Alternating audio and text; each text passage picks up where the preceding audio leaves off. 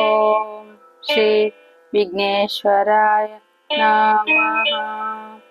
ఓం శ్రీ మాత్రే నమః.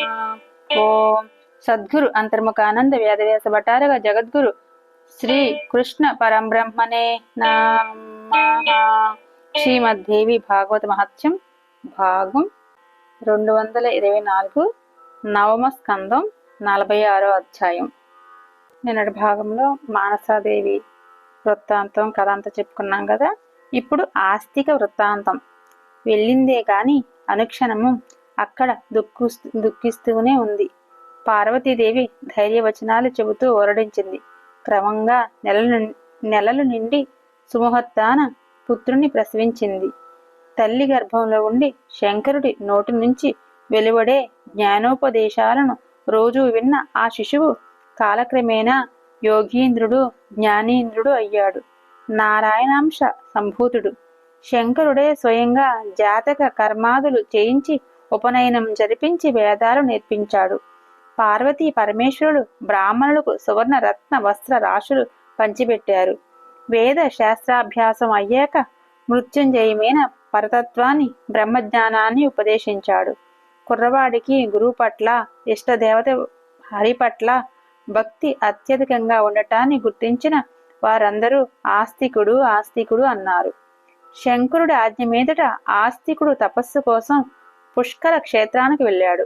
3 లక్షల సంవత్సరాలు మహామంత్రాన్ని జపించి తపోధనుడై మహాయోగి అయి గురువు శంకరుని నమస్కరించడానికి తిరిగి వచ్చాడు.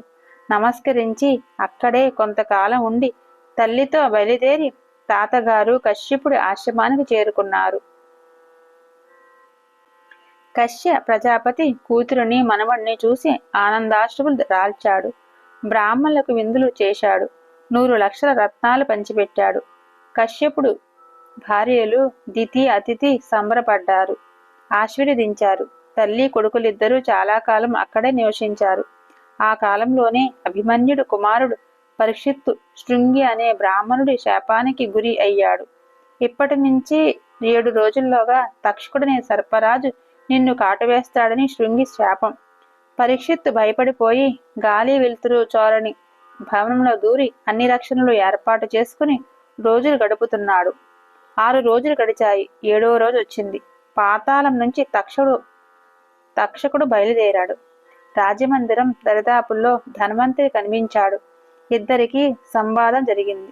ఇద్దరూ పరస్పరం సుప్రీతులయ్యారు. తక్షకుడిచ్చిన మణిని తీసుకుని ధన్వంతరి వెళ్ళిపోయాడు. తక్షకుడు రాజగృహంలోకి చొరబడ్డాడు. మంచం మీద పడుకున్న పరీక్షిత్తుని కాటువేశాడు. అతడు మరణించాడు. పరీక్షిత్తు కుమారుడు జనమేజయుడు దారుణంగా దుఃఖించాడు.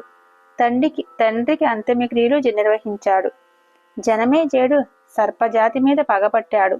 విప్రులతో చర్చించి సర్పయాగం ఆరంభించాడు.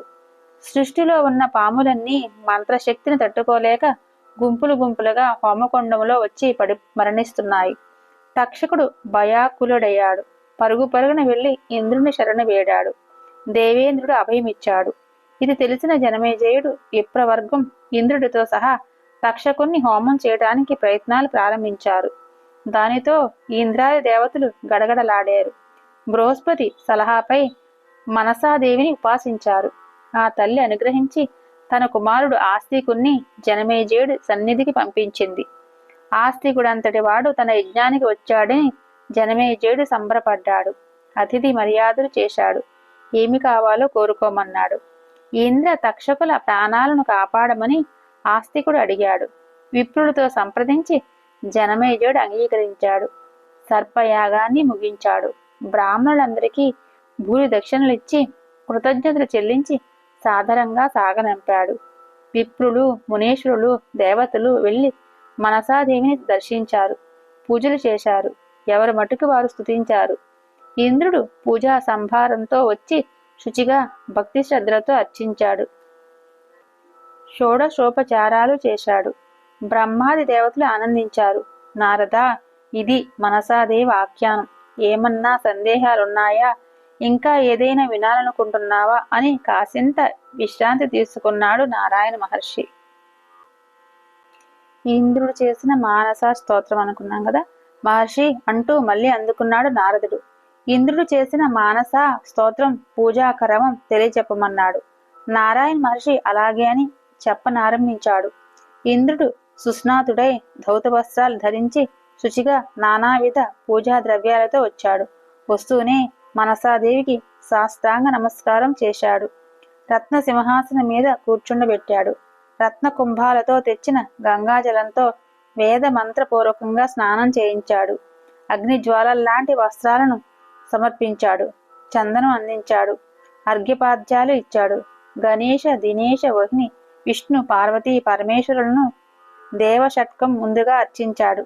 ఓం హ్రీం శ్రీం మనసాదేవియే స్వాహ అనే మూలమంత్రాన్ని జపిస్తూ పారిజాత పుష్పాలతో పాదపూజ చేశాడు. ఇతరులకు ఎవరికి అందనంతటి విలువైన వస్తువులతో శ్రద్ధగా షోడశోపచారాలు జరిపాడు. నృత్య నాట్య సంగీతాలతో ఆనందించపరచాడు. ఈ పూజను చూడటానికి త్రిమూర్తులు సతీ సమేతులై వచ్చారు. పులకాంకిత గాత్రుడై శాస్త్రునేత్రుడై మనసాదేవిని స్తుతించాడు. దేవి, పతివ్రత శిరోమణి, నిన్ను స్తుతించాలి అనుకుంటున్నాను గాని నాకు శక్తి సరిపోవడం లేదు. స్వభావాన్ని వర్ణించడమే స్తోత్ర లక్షణమని వేదం చెబుతుంది. నువ్వు పరాత్పరువు, ప్రకృతి స్వరూపినివి. నీ గుణగణాలను వర్ణించడం నా తరమా. శుద్ధ సత్వ స్వరూపవు, కోప క్రోధ వివర్జితవు, శంకర ప్రియ శిష్యవు, నాకు సోదరివి. నిన్ను విడిచిపెట్టి వెళ్ళటానికి అశక్తుడై మా బావగారు జరత్కారుడంతటి వాడు నీ అనుమతిని యాచించాడు. అతిథిలాగా నువ్వు నా తల్లివి, సోదరిగా దయారూపవు, కన్నతల్లిలాగా క్షమారూపవు. నా ప్రాణాలను కాపాడేవు, కుటుంబాన్ని రక్షించావు, బంధుమిత్ర పరివారాన్ని ఆపదలో ఆదుకున్నావు. నువ్వు సురేశ్వరివి, జగదంబికవు. నిన్ను నిత్యము పూజించాలి. ఇప్పుడు చేస్తున్న ఈ పూజతో ఆనందించి ఇంకా మా పట్ల దయ చూపించి దయామయి అవుతావని ఆకాంక్షిస్తున్నాను.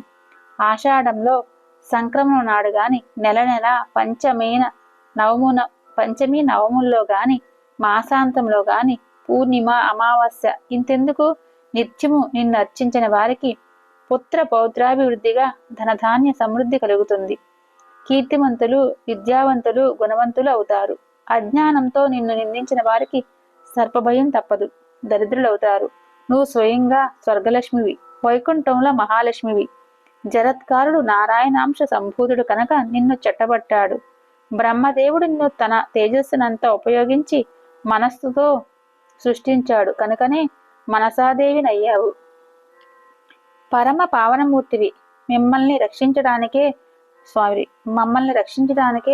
నువ్వు అవతరించావు.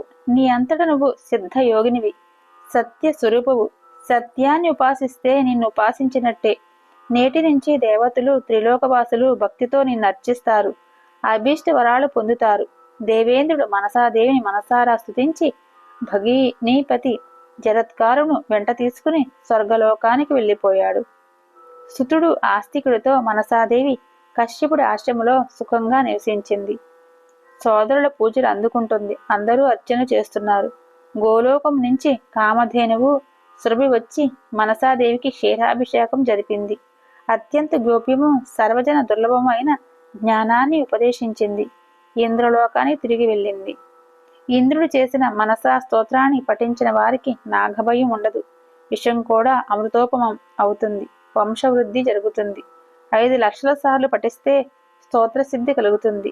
అతడు సర్పాలపై సవారీ చేయగలడు, సర్పాలపై విశ్రమించగలడు. స్తోత్రం ఏంటంటే ఓం హ్రీం శ్రీం క్లీం ఐం మనసాదేవియే స్వాహ. వరుసగా ఇదంతా శ్రీ విద్యలో శ్లోకంలోనే చిన్నగా తీసేదంతే. శ్రీ విద్యలోనే కదా. ఓం హ్రీం శ్రీం క్లీం ఐం మనసాదేవియే స్వాహ. ఇంకా 225వ భాగం సంపూర్ణం. 46వ అధ్యాయం సంపూర్ణం. 47వ అధ్యాయం సంపూర్ణం.